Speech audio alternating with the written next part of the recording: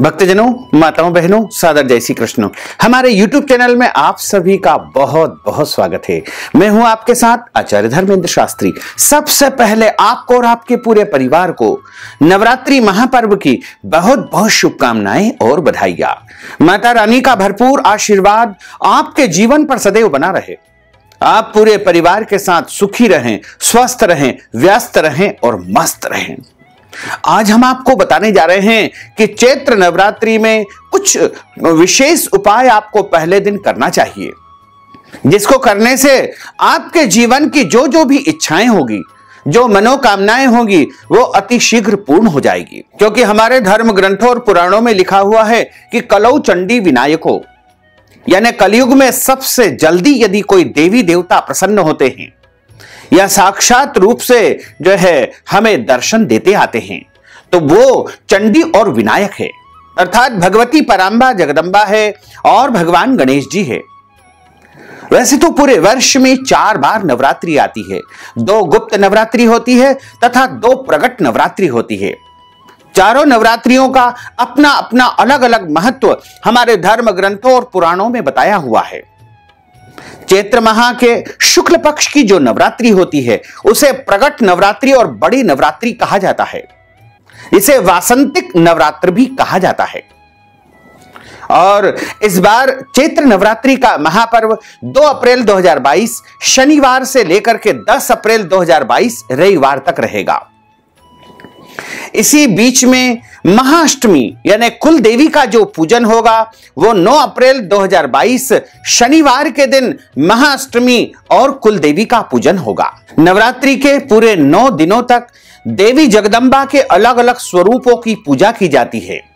जैसा कि श्री दुर्गा सप्तशती में लिखा हुआ है कि प्रथमम शैलपुत्री च, द्वितीयम ब्रह्मचारिणी, तृतीयम चंद्रघंटेति, कूष्मांडेति चतुर्थकम, पंचमम स्कंदमातेति, षष्ठम कात्यायनीति च, सप्तमम कालरात्रीति, महागौरीति चाष्टमम। इस प्रकार नवरात्रि के 9 दिनों में भगवती जगदम्बा के 9 स्वरूपों की पूजा की जाती है, आराधना की जाती है। और यह भगवती परांबा जगदम्बा का त्रिगुणात्मक स्वरूप कहलाता है, यानी महाकाली, महालक्ष्मी और महासरस्वती। इन्हीं में से 9 दुर्गा प्रकट हुई है और इन्हीं 9 रूपों की विशेष सेवा की जाती है, पूजा की जाती है। नवरात्रि के 9 दिन परम सिद्धिदायक माने जाते हैं। क्योंकि यह नवरात्रि बड़ी नवरात्रि है और नवरात्रि का जो पहला दिन होता है जिसे वर्ष प्रतिपदा कहा जाता है, कुछ क्षेत्रों में इसे गुड़ी पड़वा के नाम से भी जाना जाता है, जो कि 9 संवत्सर माना गया है। सनातन जो सभ्यता है या फिर हमारी सृष्टि की संरचना है वह वर्ष प्रतिपदा के दिन ही आरंभ हुई थी। सृष्टि निर्माता ब्रह्मा जी ने इसी दिन से सृष्टि का निर्माण कार्य आरंभ किया था। इसीलिए वर्ष प्रतिपदा यानी गुड़ी पड़वा को नववर्ष मनाया जाता है। बाकी जो नववर्ष है वो हमारे नववर्ष कतई नहीं है। हमारा नववर्ष केवल चैत्र माह के शुक्ल पक्ष की प्रतिपदा तिथि यानी गुड़ी पड़वा के दिन ही हमारा नववर्ष होता है। इसीलिए इसी दिन सभी को हमारा सनातन नववर्ष मनाना चाहिए। तो नवरात्रि के 9 दिनों तक भगवती की विशेष पूजा अर्चना करना चाहिए। नवरात्रि के 9 दिन परम सिद्धिदायक होते हैं। इन 9 दिनों में पहले दिन से लेकर के 9वीं तक व्रत रखना चाहिए। व्रत अपनी जो है शारीरिक क्षमता के अनुसार आपको करना चाहिए। यदि आप एक समय भोजन करके व्रत रखना चाहते हैं तो वैसे कर सकते हैं, और यदि आप दोनों समय फलाहार करके व्रत रखना चाहते हैं तो उस प्रकार रख सकते हैं। लेकिन पूरी श्रद्धा और भक्ति के साथ में माता रानी के लिए आप व्रत करें। बहुत आवश्यक हो तभी आप जो है कठोर व्रत करें, क्योंकि शरीर की रक्षा करना हमारा प्रथम कर्तव्य होता है। आजकल बहुत से लोगों को शुगर, डायबिटीज, बीपी और अन्य कई प्रकार की बीमारियां होती है। इस कारण से वो व्रत नहीं रख पाते हैं। तो यदि आप व्रत नहीं भी रख पाते हैं कोई दोष नहीं होता है। लेकिन ध्यान रखें, नवरात्रि के 9 दिनों में आपको लहसुन, प्याज, मांस, मदिरा, अभक्ष्य भक्षण, मसूर की दाल का उपयोग बिल्कुल नहीं करना चाहिए। इन 9 दिनों में शुद्ध और सात्विक वस्तुओं का ही उपयोग करना चाहिए। नवरात्र के दौरान दाढ़ी, कटिंग, शेविंग या नाखून भी नहीं कटवाना चाहिए। शरीर के अंग के कोई भी बाल काटना या कटवाना नहीं चाहिए।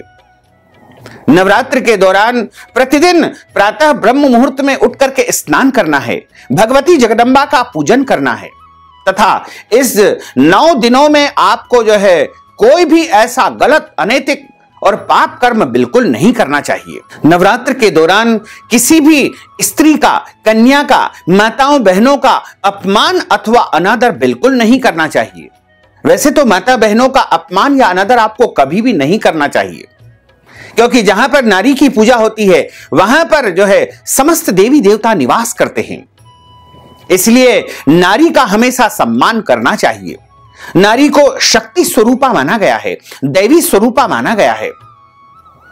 और नवरात्र के दौरान आपके घर पर यदि भिखारी, याचक अथवा जरूरतमंद व्यक्ति यदि कुछ मांगने आता है तो उसे खाली हाथ नहीं लौटाना चाहिए।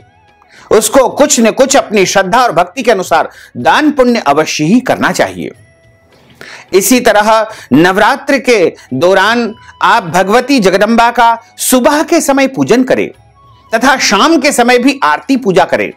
और जो फलाहार या भोजन आप तैयार करते हैं उसको पहले भगवती जगदम्बा को भोग लगाएं, निवेदन करें, क्योंकि असमर्पित वस्तु का उपयोग कभी भी भक्तों को नहीं करना चाहिए। असमर्पित का अर्थ होता है बिना समर्पण किए जो वस्तु हम खा लेते हैं उसे असमर्पित वस्तु माना जाता है। तो भगवती जगदम्बा को समर्पण करें, उसके बाद प्रसाद रूप में स्वयं ग्रहण करें। नवरात्रि का पहला दिन 2 अप्रैल 2022 शनिवार को रहेगा। इस दिन घट स्थापना या कलश स्थापना का कार्य शुभ मुहूर्त में संपादित किया जाएगा।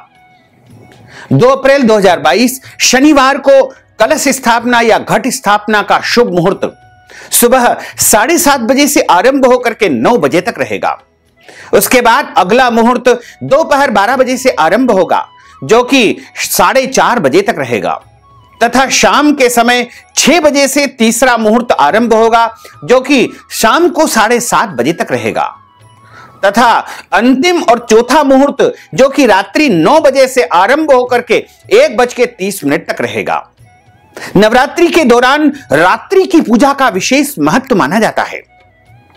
यदि आप प्रातःकालीन वेला में पूजन अर्चन नहीं भी कर पाते हैं और स्नान करके यदि आप रात्रि के समय भी पूजन अर्चन करेंगे, कलश की स्थापना करेंगे तो अति उत्तम रहेगा, क्योंकि नवरात्रि की जो रात्रियां होती है वो परम सिद्धिदायक रात्रि मानी जाती है। और नवरात्रि के दौरान श्री राम रक्षा स्तोत्रम का आप पाठ कर सकते हैं। यदि शुद्ध उच्चारण आप कर सकते हैं तो श्री दुर्गा सप्तशती का भी आपको पाठ करना चाहिए। हिंदी में भी आप पाठ कर सकते हैं। वैसे तो देव भाषा संस्कृत है, इसलिए संस्कृत में पाठ करने का विशेष विधान माना जाता है। लेकिन यदि आप शुद्ध उच्चारण संस्कृत में नहीं कर सकते हैं तो आपको हिंदी में श्री दुर्गा सप्तशती का पाठ करना चाहिए। और दुर्गा चालीसा का भी आप पाठ कर सकते हैं या फिर देवी कवच का भी आप पाठ कर सकते हैं। और यदि आप श्री दुर्गा सप्तशती का पूरा पाठ नहीं कर सकते हैं तो केवल सिद्ध कुंजिका स्तोत्रम का भी यदि आप पाठ कर लेंगे तो संपूर्ण दुर्गा सप्तशती का पुण्य लाभ आपको प्राप्त हो सकेगा। तो सबसे पहले आप पहला दिन यानी 2 अप्रैल 2022 को घट स्थापना करें और उसके बाद चूंकि यह नव वर्ष का पहला दिन रहेगा और नवरात्रि के पहला दिन सबसे सिद्धिदायक माना जाता है। इस दिन जो भी व्रत किया जाएगा, उपवास किया जाएगा, सिद्धि साधना किए जाएंगे, उपाय किए जाएंगे, वह आपके जीवन में स्थायी फल आपको प्रदान करेंगे। वैसे भी जो वर्ष में 3.5 मुहूर्त माने जाते हैं उसमें सबसे बड़ा अबूझ मुहूर्त चैत्र नवरात्रि की प्रतिपदा माना गया है, जिसे गुड़ी पड़वा भी कहा जाता है। तो 2 अप्रैल 2022 शनिवार का दिन परम सिद्धिदायक है। और यदि आप इस दिन एक अचूक उपाय करते हैं, इस उपाय में आपको यह करना है कि आप 5, 7 अथवा 11 या 21 यानी विषम संख्या में आपको आम के पत्ते लेना है और आम के पत्ते लेकर के एक एक पत्ते के ऊपर रौली कंकों अर्थात सिंदूर का एक एक बिंदु यानी टीकी आपको लगाना चाहिए तथा एक एक पत्ता माता रानी का स्मरण करते हुए ओम दुम दुर्गाये नमः, या फिर माता जी का मन ही मन ध्यान करते हुए माता के चरणों में आपको एक एक पत्ता समर्पित करना चाहिए। इस उपाय को नवरात्रि में दिन में भी कर सकते हैं या रात्रि के समय भी आप कर सकते हैं। एक एक पत्ता भगवती को आप चढ़ाते जाएं। तो जब आपके विषम संख्या यानी 5, 7, 11 या 21 पत्ते आप अर्पण कर दें, तो उन्हीं पत्तों की एक बंदरवार बना करके यानी किसी भी कलावा या मोली में उनको पिरो करके अपने मुख्य द्वार के ऊपर बंदरवार नुमा आपको बांध देना चाहिए। उसके बाद आप भगवती से प्रार्थना करें कि हे भगवती, आप हमारे घर में स्थायी रूप से निवास करें तथा हमारे घर में सुख शांति समृद्धि का वास हो। घर के मुख्य द्वार पर इस दिन दीपक प्रज्वलित करना चाहिए। घर के मुख्य द्वार पर रंगोली भी बनाना चाहिए और पूरे घर को, चूंकि इस दिन जो है अबूझ मुहूर्त भी रहेगा, नवरात्रि का पहला दिन है, वर्ष प्रतिपदा है और हमारे सनातन का नव वर्ष है, इसलिए घर को साफ सुथरा और स्वच्छ बना करके पूरे घर में इस दिन रोशनी भी करना चाहिए। और यह आम के पत्ते वाला उपाय यदि आप वर्ष प्रतिपदा यानी नवरात्रि के पहले दिन करेंगे तो आपके जीवन की जो जो भी इच्छाएं होगी, जो जो भी मनोकामनाएं होगी, वह शीघ्र ही माता रानी आपकी पूर्ण कर देगी और आपके जीवन में, घर में, परिवार में सुख शांति समृद्धि का आगमन होगा। और यदि आप घट स्थापना करना चाहते हैं तो आपको नवरात्रि के पहले दिन शुभ मुहूर्त में अपने घर के पूर्व अथवा ईशान कोण में अच्छी प्रकार से पोछा लगा करके या कच्ची जमीन है तो गोबर से लीप करके वहां पर एक चौकी की स्थापना करना है। चौकी के ऊपर लाल कपड़ा बिछा देवे और यदि आप जवारे की स्थापना करना चाहते हैं तो किसी भी खप्पर या मिट्टी के पात्र में मिट्टी भर करके उसमें जौ और गेहूं के जवारे आपको बो देना चाहिए और माता रानी के सीधे हाथ की तरफ आपको जवारी की स्थापना करनी चाहिए, कलश की स्थापना करनी चाहिए और भगवती के ठीक सामने गौरी गणेश की स्थापना करें।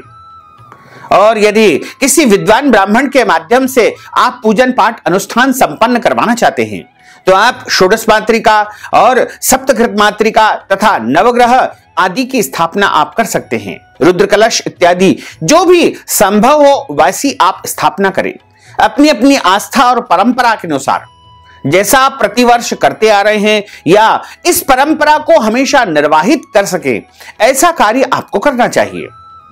और यदि कुछ न बन सके तो केवल माता जी का चित्र रख करके उनका नियमित रूप से पूजन करे, उनको भोग लगावे, आरती उतारे, उनका ध्यान करे, उनका स्मरण करे, तो भी माता रानी का भरपूर आशीर्वाद प्राप्त होगा।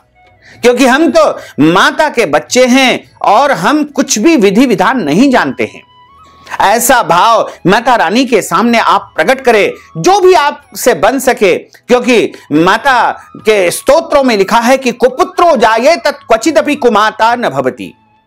पुत्र कुपुत्र हो सकता है लेकिन माता कभी भी कुमाता नहीं हो सकती है। इसलिए यदि आप पूरी श्रद्धा से, पूरी भावना से, पूरे मनोयोग से एवं विश्वास के साथ यदि भगवती जगदम्बा, परम्बा, महाकाली, महालक्ष्मी, महासरस्वती की आराधना करेंगे, पूजा करेंगे, सेवा करेंगे तो निश्चित तौर से आपके जीवन की समस्त मनोकामनाएं पूर्ण हो जाएगी और आपके घर में सुख शांति समृद्धि का आवास होगा। प्रत्येक दिन पूजन करें। अखंड ज्योति की भी आप स्थापना कर सकते हैं। अखंड ज्योति तेल की लगा सकते हैं, घी की लगा सकते हैं, यथा संभव जो आपके पास स्थिति है उसके अनुसार आप पूजन अर्चन करें। लेकिन ध्यान रखें, यदि आपने स्थापना की है तो आपको घर को सूना छोड़कर, अकेला छोड़कर, ताला बंद करके बाहर नहीं जाना चाहिए। यानी वहां पर उस घर में, उस स्थान में, उस परिसर में किसी न किसी का निवास करना बहुत आवश्यक होता है। और प्रत्येक दिन आप पूजन करें और अष्टमी को विशेष पूजन अर्चन करना चाहिए, क्योंकि प्रत्येक परिवार की कुल देवी होती है और कुल देवी का पूजन नवरात्रि की अष्टमी के दिन अनिवार्य रूप से करना चाहिए। यदि आपको अपनी कुल देवी के विषय में पता नहीं है तो आप भगवती जगदम्बा को ही अपनी कुल देवी मान करके उनका स्मरण करते हुए उनको भोग लगा देवे तथा नारियल अर्पित कर देवे, तो भी आपकी कुल देवी आपसे प्रसन्न हो जाएगी। और इस बार दुर्गा अष्टमी यानी कुल देवी का पूजन 9 अप्रैल 2022 शनिवार के दिन किया जाएगा। तथा 10 अप्रैल 2022 के दिन नवमी तिथि है और नवमी के दिन नवरात्र का समापन किया जाएगा। इस दिन आप हवन भी कर सकते हैं। वैसे तो कई जगह अष्टमी का हवन होता है या अष्टमी नवमी के संधि काल में भी हवन किया जाता है और कई स्थानों पर नवमी के दिन हवन होता है। उसके बाद वहां पर जो है हवन पूजन संपन्न होने के बाद कन्याओं को भोजन करवाया जाता है, कन्याओं को वस्त्रदान इत्यादि किया जाता है और उसके बाद जवारे का विसर्जन किया जाता है। इस प्रकार इस विधि से यदि आप व्रत करेंगे तो निश्चित तौर से भगवती जगदम्बा आपकी समस्त मनोकामनाओं को पूर्ण करेगी। और यदि आप 9 दिनों तक निरंतर व्रत नहीं रह सकते हैं तो पहले दिन और अंतिम दिन भी यदि आप व्रत रख लेंगे तो भी आपको नवरात्रि का पुण्य फल प्राप्त हो सकेगा। और यदि 9 दिन तक आप व्रत रखते हैं तो 9वें दिन कन्या भोजन करवाने के बाद स्वयं प्रसाद ग्रहण कर सकते हैं। और यदि आपके यहां अष्टमी का कुलदेवी का पूजन होता है तो आप अष्टमी के दिन कुलदेवी का पूजन करने के पश्चात स्वयं प्रसाद ग्रहण कर सकते हैं, यानी भोजन कर सकते हैं। व्रत का पारणा आपका हो जाएगा। अष्टमी के दिन भी आप व्रत का पारणा कर सकते हैं, नवमी के दिन भी आप व्रत का पारणा कर सकते हैं। और यदि पूरी नवरात्रि आप व्रत रखते हैं और दशमी के दिन भी यदि आप सुबह भोजन के साथ व्रत खोलेंगे तो भी कोई दोष नहीं माना जाएगा। यानी अपनी आस्था और परंपरा के अनुसार आपको व्रत करना चाहिए, आपको पूजन अर्चन करना चाहिए। किसी भी प्रकार से मन में भ्रम, भय या संशय उत्पन्न नहीं होना चाहिए। इसी तरह यदि आप अपने लिए दुर्गा सप्तशती का पाठ करवाना चाहते हैं, नवचंडी का अनुष्ठान हमारे माध्यम से करवाना चाहते हैं, नवरात्रि की पूजन पाठ हमारे माध्यम से यदि आप करवाना चाहते हैं, अखंड ज्योति की स्थापना यदि आप अपनी ओर से करवाना चाहते हैं, जवारे की स्थापना यदि आप अपनी ओर से करवाना चाहते हैं या नवरात्रि से संबंधित कोई भी पूजन पाठ आप हमारे माध्यम से करवाना चाहते हैं या अपने जीवन की समस्याओं का अंत करवाने के लिए आप हमारे माध्यम से पूजन पाठ नवरात्रि में संपन्न करवाना चाहते हैं या फिर कन्या भोजन यदि आप अपनी ओर से हमारे यहां मंदिर में करवाना चाहते हैं तो इस हेतु आप नगद राशि हमारे पेटीएम के माध्यम से, गूगल पे के माध्यम से, फोन पे के माध्यम से या अकाउंट नंबर से भेज करके नवरात्रि महापर्व का महापुण्य प्राप्त कर सकते हैं। साथ ही आपसे अनुरोध है कि हमारे इस ज्ञानवर्धक वीडियो को अधिक से अधिक लोगों को शेयर करिएगा, लाइक करिएगा, कमेंट करिएगा और यदि अभी तक आपने सब्सक्राइब नहीं किया तो अभी और इसी समय सब्सक्राइब अवश्य कर लीजिए। आपको और आपके पूरे परिवार को सादर जय श्री कृष्ण, सादर धन्यवाद।